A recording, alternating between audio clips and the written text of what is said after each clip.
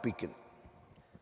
എന്ത് ദൂരമുണ്ട് അവിടെ എത്തിയാൽ ഒന്നു പറയുമോ എന്ന് വർഷങ്ങൾക്കപ്പുറം ഗാനരചയിതാവ് ചോദിച്ചിട്ടുണ്ട്. അന്നത്തെ ആട്ടിടയന്മാർക്ക് ചില മലകൾ ഇറങ്ങിച്ചെന്നാൽ ബേത്ലഹേമിലെ ഉണ്ണിയേശുവിനെ കാണുവാൻ സാധിക്കുകയാണ്. എന്നാൽ ഇന്ന് ചരിത്രത്തിൽ ജീവിക്കുന്ന നമുക്ക് 2000 വർഷങ്ങൾക്കപ്പുറം ചെന്നാൽ മാത്രമേ ബേത്ലഹേമിലെ യേശുവിനെ കാണുവാൻ സാധിക്കത്തുള്ളൂ. മാനത്ത് ആഘോഷവും എന്നാൽ ഭൂമിയിൽ ആഘോഷമില്ലാതിരുന്ന ആദ്യ ക്രിസ്മസിൻ്റെ അന്തരാത്മാവിനെ സ്പർശിക്കുവാൻ ബോധപൂർവം ഒരു യാത്ര അനിവാര്യമാണ്. Let us go to him in Bethlehem. ബേത്ലഹേമിൽ ചെന്നെത്തുമ്പോൾ ജോസഫിനെയും മറിയത്തെയും എങ്ങനെ കാണാതെ പോരുവാൻ സാധിക്കും? വേദനകളുടെയും കഷ്ടതകളുടെയും തിരസ്കരണത്തിൻ്റെയും ആൾരൂപങ്ങളായിരുന്നു അവർ. ബേത്ലഹേമിലേക്കുള്ള ദുർഘടമായ യാത്ര ചെയ്തപ്പോൾ എന്തുകൊണ്ടാണ് ഇത്തരം ദുർഘടമായ യാത്ര എന്നവർ ചോദിച്ചു കാണും. അതവർ നമ്മളോട് പറയുകയും ചെയ്യും.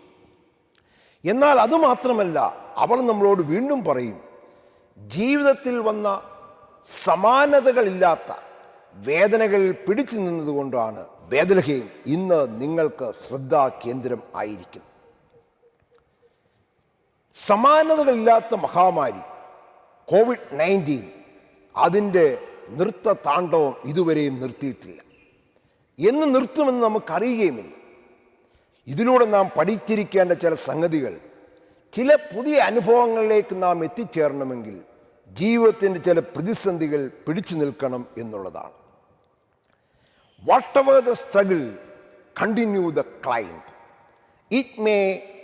It may be only one step to the summit. ഈ പിന്നിട്ട വർഷം വരെ പള്ളികൾക്കുള്ളിലാണ് ക്രിസ്മസ് പൊടിപൊടിച്ചത്. എന്നാൽ ബേത്ലഹേമിലെ ആദ്യ ക്രിസ്മസ് പള്ളിക്ക് പുറത്തായിരുന്നു എന്നാണ് നാം അവിടെ ചെല്ലുമ്പോൾ മനസ്സിലാക്കുന്നത്. അനുഷ്ഠാനങ്ങൾ വള്ളിപുള്ളി തെറ്റിക്കാതെ പാലിക്കുവാൻ സാധിക്കാത്ത ദൈവാലയത്തിൻ്റെ പ്രാന്തങ്ങളിൽ കഴിഞ്ഞിരുന്ന ആട്ടിടയന്മാരുടെ അംഗീകാരത്തിൻ്റെ ദിനമായിരുന്നു ബേത്ലഹേമിലെ ആദ്യ ക്രിസ്മസ്. മറ്റു രീതിയിൽ പറഞ്ഞാൽ മതകെട്ടുവട്ടങ്ങളുടെ വേലിക്കെട്ടുകൾ പൊളിച്ചടക്കുന്ന ദിനമായിരുന്നു ആദ്യ ക്രിസ്മസ്. ക്രിസ്തു ചരിത്രം കുറിച്ച സുവിശേഷ രചയിതാക്കൾ അഭിമാനപൂർവ്വം അവതരിപ്പിക്കുന്ന വംശാവലിയിൽ വേശ്യകളെപ്പോലും ഉൾപ്പെടുത്തിയപ്പോൾ അന്നുള്ള പലരുടെയും പരമ്പരാഗത ആത്മീയ സങ്കല്പങ്ങൾ ആടിയുലയുവാൻ തുടങ്ങിക്കാണും. ഫിലിപ്പോസ് അപ്പോസ്തലൻ യഹൂദന്റെ അഭിമാന ആചരണമായ പരിച്ഛേദന നൽകുവാൻ നിവൃത്തിയില്ലാത്ത എന്നു മാത്രമല്ല, ന്യായപ്രമാണപ്രകാരം യഹൂദന്റെ സഭയിൽ പ്രവേശനം നിഷേധിക്കപ്പെട്ടിരുന്ന ഷണ്ണനെ തേടിപ്പോകുമ്പോൾ അന്നുള്ള മതപ്രമാണികൾ അന്തം വിട്ടുകാണും. ബേത്ലഹേമിലെ ക്രിസ്തു സംഭവം അതിരുകളെ വിശാലമാക്കുന്നു. സ്ത്രീ പുരുഷ ലിംഗ വ്യത്യാസങ്ങൾക്കപ്പുറം ഭിന്ന ലിംഗക്കാരെയും ഉൾക്കൊള്ളുന്ന ദൈവിക സ്വഭാവത്തിൻ്റെ ദൃശ്യാവിഷ്കാരമാണ്. ബേത്ലഹേം വരെ നാമും ചെല്ലുന്നു എങ്കിൽ നമ്മളുടെ പല ആത്മീയ സങ്കല്പങ്ങളും തകർന്നു വീഴും, യാതൊരു സംശയമില്ല.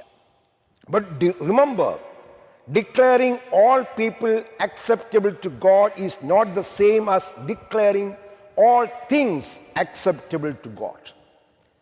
അധികാരത്തിൽ നിന്നും മഹത്വത്തിൽ നിന്നും ഗതികെട്ട് ഇറങ്ങുന്നവരും ഗതികെട്ടാലും ഇറങ്ങാത്തവരുമുള്ള ലോകക്രമത്തിന് ഒരു ബദൽ രൂപമായിരുന്നു സ്വജീവിതത്തിലൂടെ യേശു കാട്ടിത്തന്നു.